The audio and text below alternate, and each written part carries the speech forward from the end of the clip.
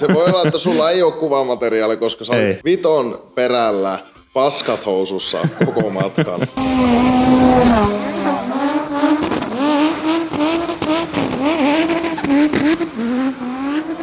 Se oli leppa, bro. Hieno legendaarinen pikkuloikka Pajeralla. Sitten me myytiin molemmat kilpa-autot. Shoutouttini Ekille. En tiedä saiko sitten lääkityksen kohille ja heräs unesta, että hetkonen. Terve. Terve. Se on vuosi aika lähellä loppua. Joo, kohta. Tätä vuotta ei ole enää hirveästi jäljellä. Se on historiakirjoissa. Jääköön se huonoimmaksi kaudeksi ever. No, menestyksen suhteen ja... No, mulla on tällä muutama pointtit. Kyllä. Ei ole välttämättä hyvä eikä hyvä eikä huono, eikä voi olla jotakin siis sanotaanko mieleenpainuvammat. Joo. Niinkö? Top 5. About. Niin, about. Ja niin kuin oli puhe, että ei niitä, ei ehkä, no tähtihetkiä, mutta miten sen haluaa. Mä vähän näin jo sitä listaa, niin siinä oli ainakin yksi semmoinen, joka ei ollut ihan sun tähtihetki. Mutta sulle mieleenpainuva. Mulle arkipäivää. Joo. Mutta joo. Sä saat käydä niitä läpi ja vähän... Pitääkö se kokeilla laittaa vähän niinkö... Joo, meillä on varmasti jotain matskua. Joo, vähän aikajärjestykseen, niin varmaan tuo... Hello. Hei. Mä laitan tähän. Tää käy kyllä välittömästi läpi, eli puhutaan car verticalista. Kyllä. Ja sillä autohistoriaraporttitieto on tuolla niin VIN-koodilla tai rekkarilla. Ja tää on kyllä hienoa. Mikä koodi meillä on? Mä olin tämän Lumossa. Joo. Käyttäisikö BSR? Ei. Uudestaan. Black Smoke. Kyllä. Koodi Black Smoke. Meillä on esimerkkiajoneuvo. Suzuki Vitara. Mulla on Suzukista oikeesti 2 ihan timanttista tarinaa. Kerro. Mutta ne ei oo, mä kokeilen oikein nopeasti. Joo. Mennään way back. Joo. Mentäisikö toistakymmentä vuotta taaksepäin ainakin. Okay. Pitäisikö mun heittää, että 12 vuotta? Mm-hmm. Voiko olla 15 vuotta? Ei kai. No 12 vuotta heitetään. Martin Sorvistolle terveisiä. Minä asuin silloin yksikseni omassa omakotitalossa ja illalla soiteltiin. 8-9 maissa illalla. Joku arkipäivä se oli. Ja höpöteltiin ja juteltiin ja sitten sitten tuli puheeksi, että no vitsi, että onko sulla mitään eikä huomenna tai viikko eteenpäin. Ei oo. Mä ajattelin, lähdetään johonkin. Siihen aikaan sai vielä näitä äkkilähtöjä. Me oltiin 24 tunnin päästä, mistä lentokoneessa. Otettiin 100 matka Turkkiin, joku all inclusive. Siis silloin sai 100 lennot ja hotellit ja kaikki. No siellä sitten se pöpöltiin 2. Niin, ei vitsi, tiedätkö sen vuokra-autofirman pihalla? Joo. Suzuki, tiedätkö semmonen maasturi Avo? Mä en tiedä, onko se... Olisiko se SJ 440 vai mikähän se? En tiedä. Semmonen Avo Suzuki maasturi. Tiedätkö? Kunnon päiväksi ja lähdetään vetää offroadia ympäri Turkkia. Kunnon menopeli. Se oli aivan ihana auto. Se oli mahtava. Mehän ajettiin pitkin biitsejä ja mehtiä ja voi hyvänen aika. Oikein sekoiltiin oikein kunnolla. Joo, se siitä ja varmaan vähän muutakin sekoiltiin siellä. Vähän vuokrattiin skoottereita ja ei oikein välttämättä saatu vuokrata, kun Maralla ei ollut korttia. Mutta me sitten vähän puljattiin ja kyllä me ajeltiin sitten skoottereilla siinä. Rahalla saa kyllä. Joo, no ei oikein tahtonut saada, mutta sanotaan, että ihan valehtelemalla, huijaamalla ja kusettamalla me saatiin. Sitten toinen Suzuki-tarina on aika kaunis myös. MB Mobile oli tässä Kokkolassa, ei täällä ole enää toiminnassa. Niin, niillä oli takapihalla Suzuki Alto. Semmonen vanha Suzuki Alto, punainen, kaunis. Mä en muista silloin silmän kuvaa sitten, kun mä oon sen ratin saanut. Sen pikkuinen kärry. Siis se oli halpa, sen mä muistan. Ihan fiksu auto, hieno Suzuki Alto, makea auto. Veljeni osti sen. Vain ja ainoastaan yhteen tarkoitukseen. No. Se osti sillä autolla omakotitalon katon pesun ja maalauksen. Se tuli se kaveri kävelle pesemään sen katon ja se lähti Suzukille kotiin. niin siinä tuli... Hyvät kaupat. Se tuli monta tiliä tehtyä. Joo, varmasti. Oisinko mä maksanut 200 € sitten silloin aikana? Oiskohan ne sopinut joku 600 € tyyliin. Se katon pesu, maalaus, kaikki. Ja veli osti sen 400 multa. Niin se osti Suzukilla katon maalauksen. Mutta tähän ajoneuvoon, Suzuki Vitara on kyseessä. Se on hieno auto. Suzuki siitä on hienoja tarinoita ja muistoja. Tää on kolaroitu, tää selviää Car Verticalla. Tää on ihan... Tää on paskottu jossakin määrin. Minkä ikäinen tämmönen Vitara on? En tiedä, mutta vähän on ajettu. 24 000 kilometriä. Mutta eihän noilla Suzukilla hirveästi kyllä ajelekaan varmaan, jos ihan rehellisiä ollaan. Onko se? Eikö se riippu kuka ajaa? Riippuu joo. Tää on tonnisella. Tää on tonninen. Suzuki tonninen. Silloin tulee mieleen joku GSX-R, mutta ei. Tämä on maastoajoneuvo, neliveto. Nää selviää Car Verticalla. Käytä koodia Black Smokesille se 20% alennusta. Kiitos. Ja tuolla oli, mä mainittiin tuosta Nivala Driftistä ja sitä Falken-palkinnon saamisesta, mutta sehän meni tosiaan vuodelle 2024, kun saatiin se Team Falken-palkinto Nivalassa kovan työn jälkeen ja siihen mennessä se oli niinkö kovin kausi Black Smokelle niinkö ihan kehityksen suhteen. 2009 jollekin lajin eteen kovasti työtä tehneelle, joko yksityishenkilölle tai sitten poppoille, yritykselle, yhdistykselle. Eli on tehty yleensä vuosia töitä lajin eteen. Tänä vuonna valinta ei ollut edes kovinkaan vaikea. Tarvitsisi sanoa, siis kaikkihan tietää jo varmaan. Black Smoke Racing! Koko poppo ansaitsee Falken kiertopalkinnon. Ei muuta kuin tänne kaikki. Mä tiedän että sä et yleensä näistä näyttelypalkinnoista niin sanotusti välitä, mutta nyt mies varisee kuin haavalehti. Kerrohan vähän mitä tää merkitsee.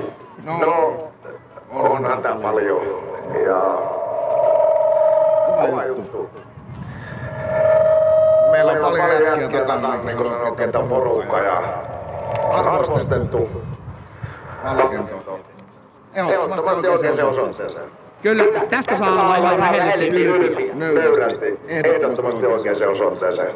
Kyllä, juuri näin. Ja jäätävän iso tiimi, joka tekee tätä koko koulua. Älkääkä käsittekö väärin, että nimenomaan se on oikealle porukalle.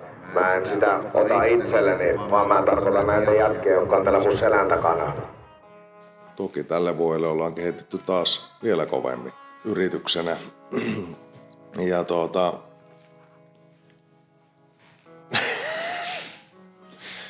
olit lisännyt tänne pointteja. Sitten Se on vapaaehtoinen. Joo, ilman muuta se käytetään, se kortti käytetään. Sitten siis ehkä, mitä mä sanoinkin tuossa, vietin 123 tuonne isolle stageelle Elmia Jönköpingiin pääsiäisenä.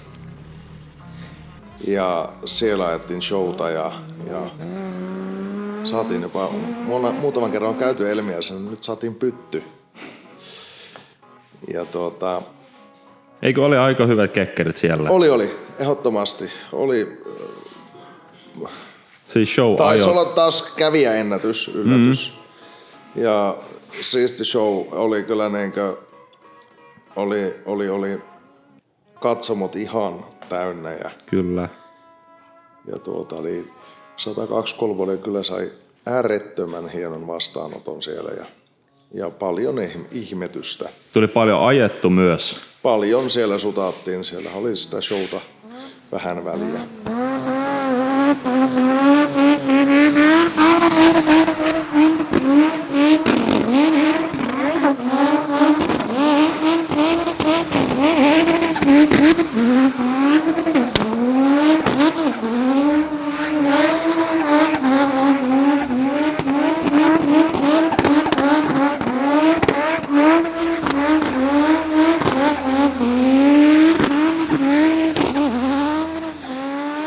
Sitten sä oot laittanut tämän Jönköping Kapellskär kotireissu.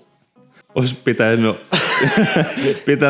Se voi kysyä Big Lasselta. Joo, se voi olla, että sulla ei ole kuvamateriaalia, koska sä olit eikö Viton perällä paskat housussa koko matkan.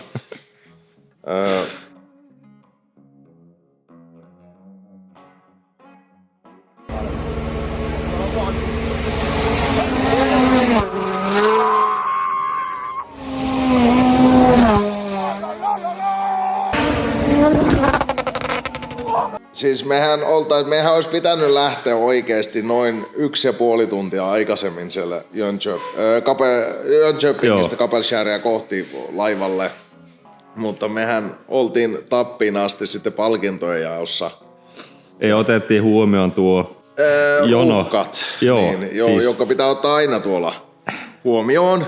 Siis kyllä me istuttiin palkintojaossa koko ajan tyyliin Google Mapsia päivitettiin, että miltä näyttää.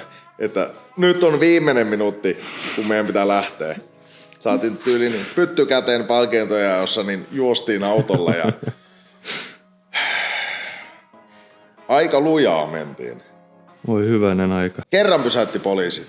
Joo, se oli just kun oli niinku Jönköpingin ulkopuolella. Joo. Eikö se ollut? Joo, se oli se ainoa. Joo, oli vähän huonot takavalot tuossa niin railerissa. Oliko ollenkaan? Ne ei tykännyt, kun siellä paloi mun mielestä vilkku. Se taisi olla kaikki, mitä siellä paloi. Niin ne halusivat ruuvata sitä polti irti. Joo. Mutta poliisit oli kovia meidän faneja ja tykkäs toiminnasta ja hän antoi Lettermanin, että ruuvatkaa tuolla polti irti. Ja siis aika lailla lappu, laikka punaisena, päästettiin Enelonen. Ja aika ei jäänyt minuuttiakaan. Ei absoluuttisesti minuuttiakaan. Siis mehän soiteltiin matkalta sinne satamaan, että voitteko vähän venttata meitä, että me kyllä tullaan. Ihan lujasti. Ja tultiin kyllä aika lujaa. Railerin perässä 123 kyytissä. Todella lujaa. Mutta kerettiin taas laivaan. Mutta se jäi oikeesti se jäi viime minuutille. Kun aina sanotaan, että no se oli ihan viime minuutilla. Ei se välttämättä aina ole, mutta nyt oli. Ihan absoluuttinen viimeinen minuutti. Mulla on jotain matsku puhelimella, kun mä astun autolta. Laiva. Ja laiva. Joo, se ja lähetti. Siis ne otti meitä. Joo, se oli ehkä sellainen mieleenpainuva. Sitten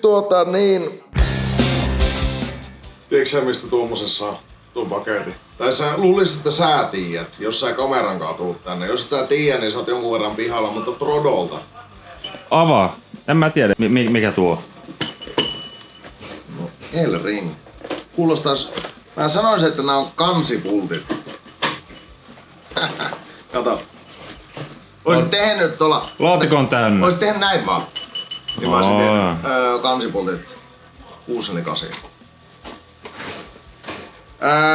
Trodolta nämäkin ja koodilla Black25 yli 50 euron tilaukset ilmaisella postilla. Kysyttävä. Mä oon tyytyväinen. Kiitos. Se, mitä mä mainittiin, oli tuo Mastersin Ferropolisin Halftime Show Joonankaan, joka oli aika magee ja siitä tuli ihan törkeenä hyvää palautetta.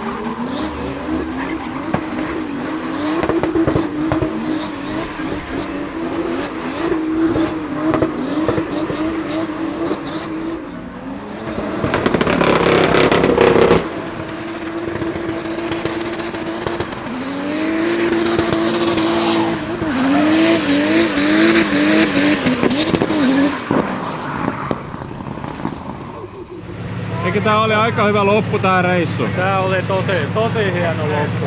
Kyllä tossakin jännitti mennä tonne noin, että tiedätkö, kun tonne showveto, niin ei halua mokata mitään, mutta tää meni todella putkeen. Eikö se on vähän showmies tuo poika myös? Totta kai, Totta kai. aina kun annetaan aihetta. Ja ekan kerran tein donitseja tolleen auton kanssa. Hyvin meni. Se meni hyvin, joo. Mä voisin kommentoida, mulla on hyvä kommentti tähän. No, Se oli leffa, bro. no. Se oli leffa. Se oli leffa. Niin käytiin Joonan kanssa vähän sekoilemassa 2 dieselillä siellä Ferropoliksessa. Ja hieno tapahtuma se on Ferropolis. Ja kyllähän me sitten toimitettiin. Kyllä. Oli hieno show, päästiin vetään siihen. Sitten koko tapahtuma yleensä on... Joo, on se ainutlaatuinen ympäristö, Joo. missä se ajetaan. Ja taas ihan järkyttävä helle. Mhm. Ja niin. Sitten Driftmastersin Puolan finaalin lajitteluveto oli itselläni semmonen kohokohta. Kertoo jonkun verran niin tasosta, jos on itsellä kohokohta kaudella ja jää 30. Niin, mä otan tämä. Ja välillä vähän varausi. Joo. Eli 560-80 täydellinen huoltosarja. Joo, eli Puola ja tosiaan Baby Bentzillä. Kyllä. Baby Bentzillä käytiin siellä ja oliko 88 puokki, olisiko ollut? Joo, mä luulen niin. Se oli sä ja Clintti. Joo, minä ja Clint Van Orti samoilla pisteillä. Sillä oli linjapisteet, en muista jonkun olisiko pisteen 2 paremmat. Se oli 30 Se oli aika tiukka No joo, tilanne. jos ajatellaan, että 88 puolikkaalla 33 ja 2-3 kaudella Ruotsissa 84 11. Se on vähän muuttunut tuo taso. On. Niin, semmoista. Mutta joo, Puola, se on, tykkään tapahtumasta, tykkään radasta, se on kiva rata.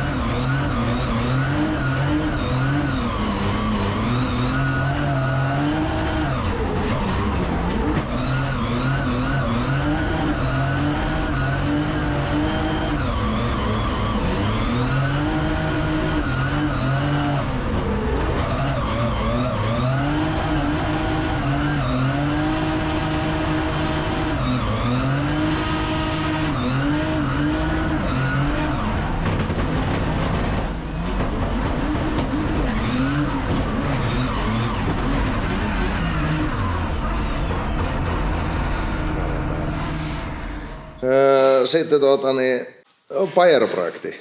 Joo. Ehdottomia itse Pajero-projekti menee kyllä top 5 kohokohdissa. Monet on tykkännyt tuo. Erittäin minun näköinen projekti. Täydellinen. Vauhtia, äkkiä. Ja sitten vielä käytiin vähän rälläämässä ja hieno legendaarinen pikkuloikka Pajerolla. Onko teillä hyppyri täällä? Ei, tai on tietysti jos saa tarpeeksi vauhtia, mutta siitä ylös.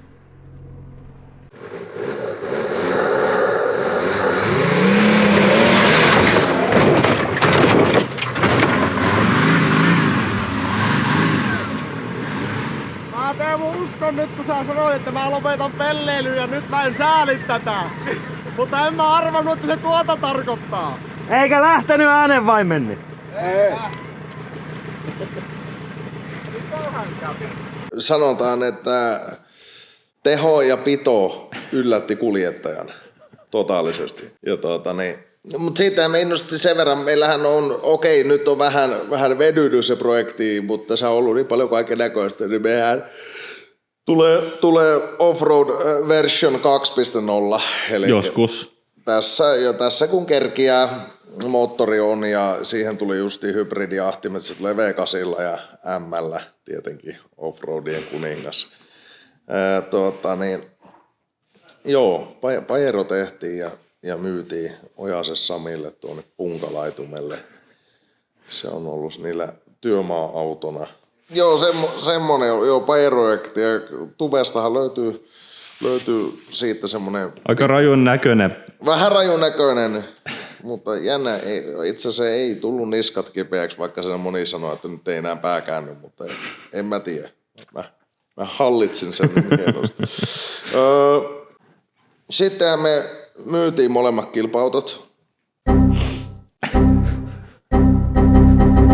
Sä voit laittaa tämmönen punainen fail. Joo, se oli. Shoutouttini Ekille, eli Eskolle. Ihan vaan terveisiä, että saa tulla hakemaan milloin saa vaan. tulla hakemaan milloin vaan. Eli tää oli ihan surkuhupainen juttu. Se oli semmonen, siis nimeltä mainitsematon henkilö. Ei mainita nimiä eikä mitään.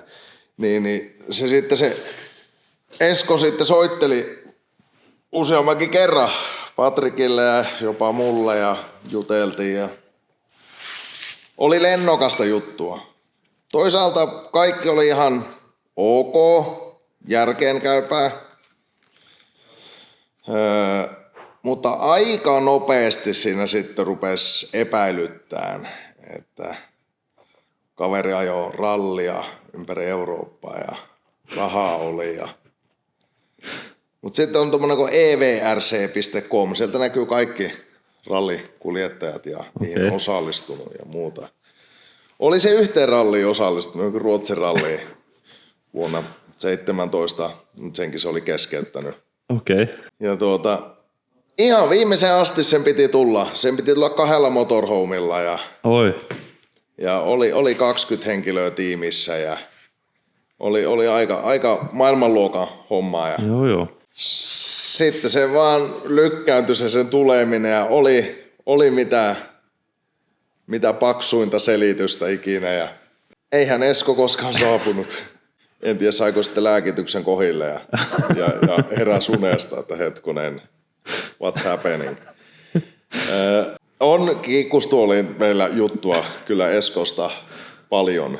Me sen kanssa viestiteltiin ja soitettiin. Mä sitten lopuksi laitoin viestin sille sitten, että kiitos Esko, pysyt aina sydämissämme.